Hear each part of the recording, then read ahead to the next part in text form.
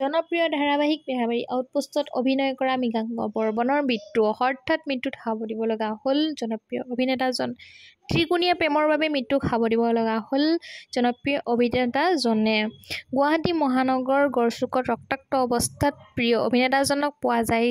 জলদা-জলদিকৈ তেওঁক চিকিৎসালয়লৈ লৈ যায় যদিও ডক্তৰে তেওঁক মৃত বুলি ঘোষণা কৰে। ৰাজু আলী নামৰ এজন যুৱকে মৃগাংক বৰ্মনক হত্যা কৰা বুলি ইতিমধ্যে জানিব পৰা গৈছে। পুলিচৰ তদন্তত এই কথা পোহৰলৈ আহিছে আৰু লগতে জনায় যে ত্ৰিকোণীয়া প্ৰেমৰ বাবে এই হত্যাকাণ্ড সংঘটিত হৈছে। এখন হোটেলত দেখা পোৱা গৈছিল তেওঁৰ প্ৰেমিকাৰ সৈতে আৰু সেই হোটেলখনৰ পাৰ্কিঙত কাজিয়াত লিপ্ত হৈছিল দুয়ো, মৃগাংক বৰ্মন আৰু ৰাজু আলী।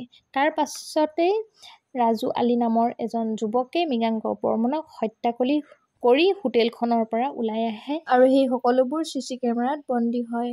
মৃগাংক বৰ্মনে ৰাস্তাত বহুতৰে সহায় বিচাৰিছিল যদিও তেওঁক সহায় কৰিবলৈ কোনো আগবাঢ়ি ওলাই নাহিল আৰু অচেতন হৈ তেওঁ ৰাস্তাতে ঢলি পৰিল।